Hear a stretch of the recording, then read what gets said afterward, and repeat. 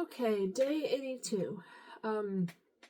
Tomorrow will still count as day 83, but I will not read tomorrow because it's Mother's Day, and yeah, I'm going to have a busy day tomorrow. So, today we're reading 1 Samuel chapters 25, 26, 27, and 28. Let's start. Chapter 25. Then Samuel died, and the Israelites gathered together and lamented for him and buried him at his home in Ramah. And David arose and went down to the wilderness of Paran. Now there was a man in Maon whose business was in Carmel, and the man was very rich. He had 3,000 sheep and 1,000 goats, and he was shearing his sheep in Carmel. The name of the man was Nabal, and the name of his wife Abigail. And she was a woman of good understanding and beautiful appearance. But the man was harsh and evil in his doings. He was of the house of Caleb. When David heard in the wilderness that Nabal was shearing his sheep, David sent 10 young men, and David said to the young men, "Go up to Carmel, go to Nabal, and greet him in my name. And thus you shall say to him who lives in prosperity, Peace be to you, peace to your house, and peace to all that you have. Now I have heard that you have shearers. Your shepherds were with us, and we did not hurt them, nor was there anything missing from them all the while they were in Carmel. Ask your young men, and they will tell you. Therefore, let my young men find favor in your eyes, for we come on a feast day. Please give whatever comes to your hand to your servants and to your son David." So when David's young men came, they spoke to Nabal according to all these words in the name of David, and waited. Then Nabal answered David's servants and said, "Who is David, and who is the son of Jesse? There are many servants nowadays who break away each one from his master. Shall I then take my bread and my water and my meat that I have killed for my shearers, and give it to men when I do not know where they are from?" So David's young men turned on their heels and went back, and they came and told him all these words. Then David said to his men, "Every man gird on his sword."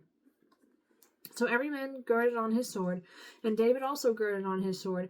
And about 400 men went with David, and 200 stayed with the supplies.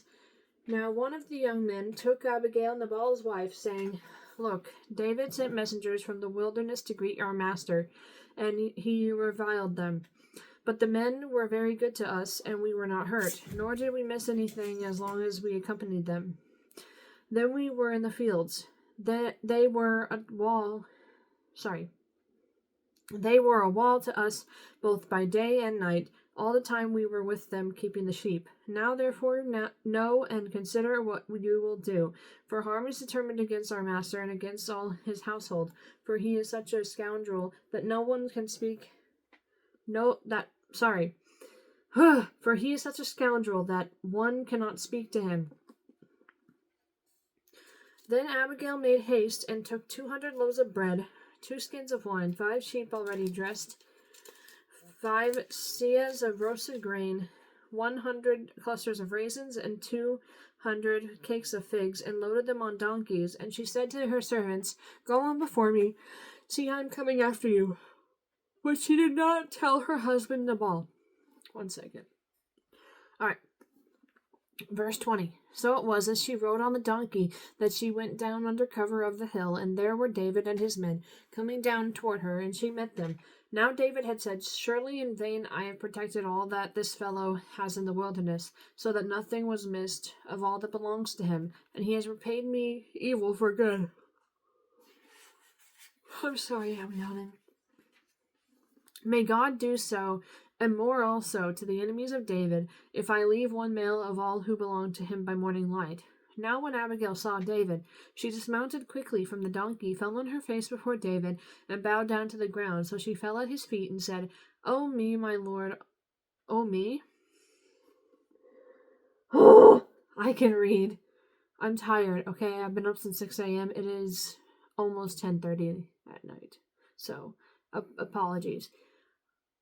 Verse 24. So she fell at his feet and said, "On me, my lord, on me let this iniquity be. And please let your maidservant speak in your ears, and hear the words of your maidservant.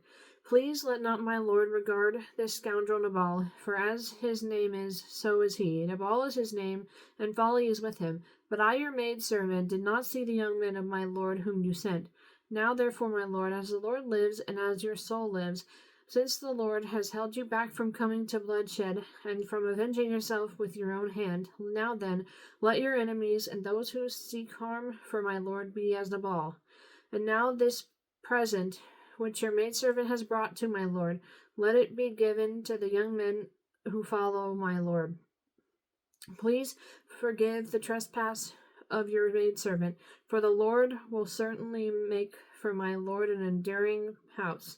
Because my lord fights the battles of the Lord, and evil is not found in you throughout your days. Yet a man has risen to pursue you and seek your life, but the life of my lord shall be bound in the bundle of the living with the Lord your God, and the lives of your enemies he shall sling out as from the pocket of a sling.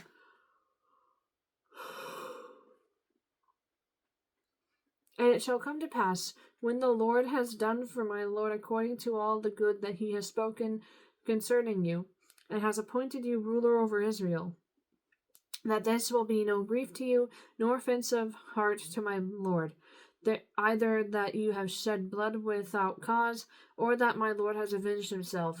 But when the Lord has dealt with my lord, then remember your maidservant.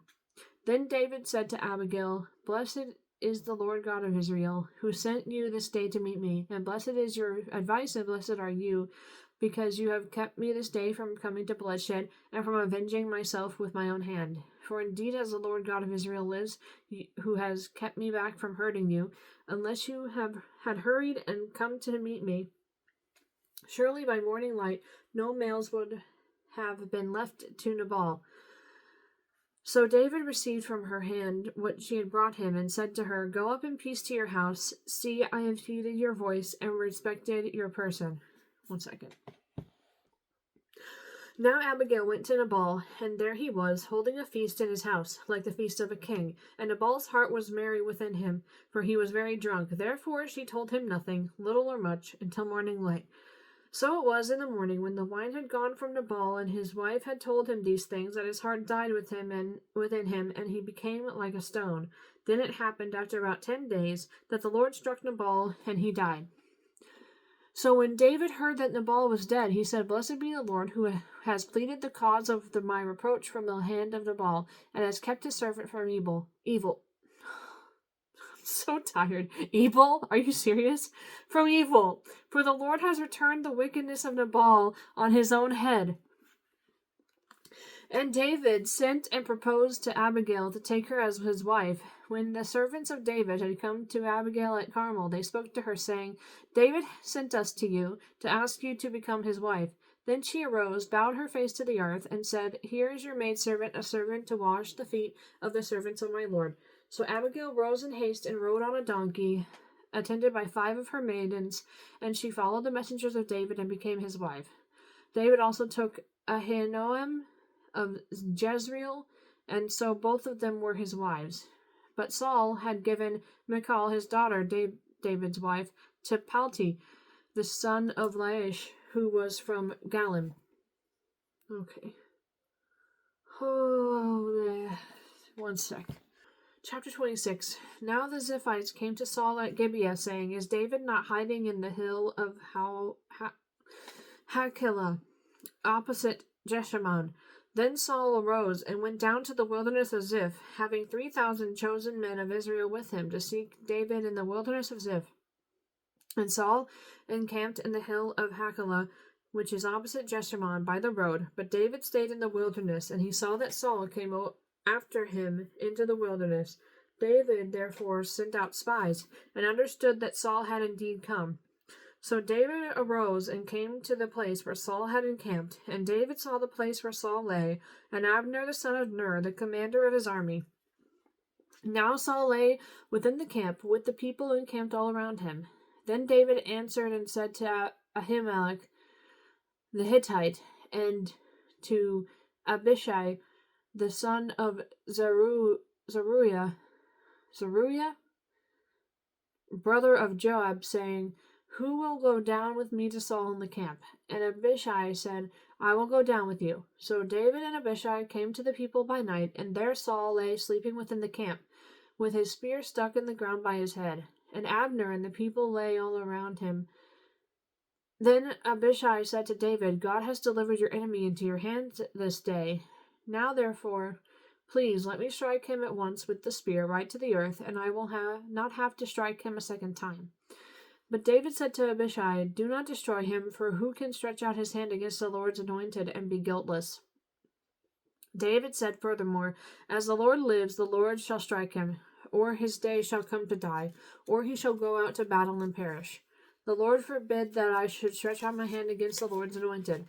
But please take now the spear and the jug of water that are by his head, and let us go. So David took the spear and the jug of water by Saul's head, and they got away. And no man saw or knew it or awoke, for they were all asleep, because a deep sleep from the Lord had fallen on them.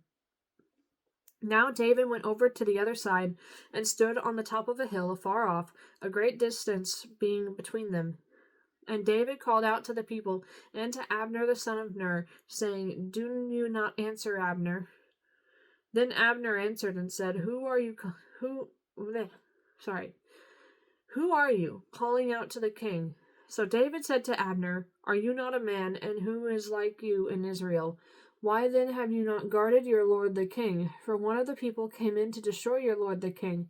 This thing that you have done is not good. As the Lord lives, you deserve to die, because you have not guarded your master, the Lord's anointed. And now see where the king's spear is, and the jug of water that was by his head. Then Saul knew David's voice, and said, Is that your voice, my son David? David said, It is my voice, my lord, O king. And he said, Why does my lord thus pursue his servant? For what have I done, or what evil is in my hand? Now therefore please let my lord the king hear the words of his servant. If the Lord has stirred you up against me, let him accept an offering. But if it is the children of men, may they be cursed before the Lord. For they have driven me out this day from sharing in the inheritance of the Lord, saying, Go serve other gods. So now do not let my blood fall to the earth before the face of the Lord. For the king of Israel has come out to seek a flea, as when one hunts a partridge in the mountains. Then Saul said, I have sinned. Return, my son David, for I will harm you no more, because my life was precious in your eyes this day. Indeed, I have played the fool and erred exceedingly. And David answered and said, Here is the king's spear. Let one of the young men come over and get it. May the Lord repay every man for his righteousness and his faithfulness. For the Lord delivered you into my hand today, but I would not stretch out my hand against the Lord's anointed. Sorry. And indeed, as your life was valued much this day in my eyes, so let my life be valued much in the eyes of the Lord, and let him deliver me out of all tribulation. Then Saul said to David, May you be blessed, my son David. You shall both do great things, and also still prevail. So David went on his way, and Saul returned to his place. 1 second. Chapter 27. And David said in his heart, Now I shall perish some day by the hand of Saul. There is nothing better for me than that I should speedily escape to the land of the Philistines, and Saul will despair of me to seek me any more in any part of Israel. So I shall escape out of his hand. Then David arose and went over with the 600 men who were with him to Achish the son of Maach, king of Gath. So David dwelt with Achish at Gath, he and his men, each man with his household, and David with his 2 wives, Ahinoam the Jezreelitess, and Abigail the Carmelitess, Nabal's widow. And it was told Saul that David had fled to Gath, so he sought him no more. Then David said to Achish, If I have now found favor in your eyes, let them give me a place in some town in the country, that I may dwell there. For why should your servant dwell in the royal city with you? So Achish gave him Ziklag that day. Therefore Ziklag has belonged to the kings of Judah to this day. Now the time that David dwelt in the country of the Philistines was 1 full year and 4 months. And David and his men went up and raided the Geshurites, the Girzites, and the Amalekites. For those nations were the inhabitants of the land from I'm having so much trouble. For those nations were the inhabitants of the land from of old, as you go to Shur, even as far as the land of Egypt. Whenever David attacked the land, he left neither man nor woman alive, but took away the sheep, the oxen, the donkeys, the camels, and the apparel, and returned and came to Achish. Then Achish would say, Where have you made a raid today? And David would say, Against the southern area of Judah, or against the southern area of the Jerahmeelites, or against the southern area of the Kenites. David would save neither man nor woman alive to bring news to Gath, saying, Lest they should inform on us, saying, Thus David did. And thus was his behavior all the time he dwelt in the country of the Philistines. So Achish believed David, saying, He has made his people Israel utterly abhor him. Therefore he will be my servant forever. All right, one more chapter today. Chapter 28. Now it happened in those days that the Philistines gathered their armies together for war to fight with Israel. And Achish said to David, You assuredly know that you will go out with me to battle, you and your men. So David said to Achish, Surely you know what your servant can do. And Achish said to David, Therefore I will make you one of my chief guardians forever. Now Samuel had died, and all Israel had lamented for him, and buried him in Ramah, in his own city. And Saul had put the mediums and the spiritists out of the land. Then the Philistines gathered together, and came and encamped at Shunem. So Saul gathered all Israel together, and they encamped at Gilboa. When Saul saw the army of the Philistines, he was afraid, and his heart trembled greatly. And when Saul inquired of the Lord did not answer him, either by dreams, or by Urim, or by the prophets. Then Saul said to his servants, Find me a woman who is a medium, that I may go to her and inquire of her. And his servant said to him, In fact, there is a woman who is a medium at Endor. So Saul disguised himself and put on other clothes, and he went, and two men with him. And they came to the woman by night, and he said, Please conduct a seance for me, and bring up for me the one I shall name to you. Then the woman said to him, Look, you know what Saul has done, how he has cut off the mediums and the spiritists from the land. Why then do you lay a snare for my life to cause me to die? And Saul swore to her by the Lord, saying, As the Lord lives, no punishment shall come upon you for this thing. Then the woman said, Whom shall I bring up for you? And he said, Bring up Samuel for me.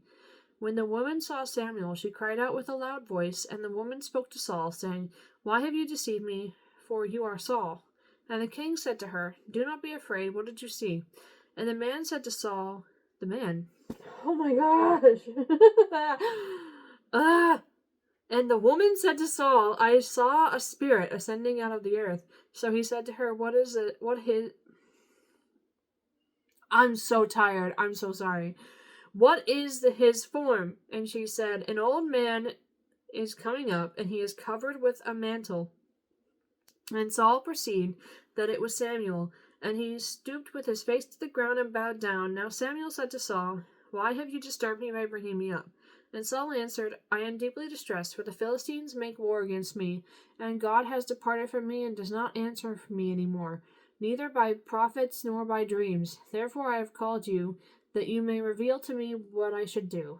Then Samuel said, So why do you ask me, seeing the Lord has departed from you, and has become your enemy, and the Lord has done for himself as he spoke by me? For the Lord has torn the kingdom out of your hand and given it to your neighbor David, because you did not obey the voice of the Lord, nor execute his fierce wrath upon Amalek. Therefore the Lord has done this thing to you this day. Moreover, the Lord will also deliver Israel with you into the hand of the Philistines, and tomorrow you and your sons will be with me. The Lord will also deliver the army of Israel into the hand of the Philistines.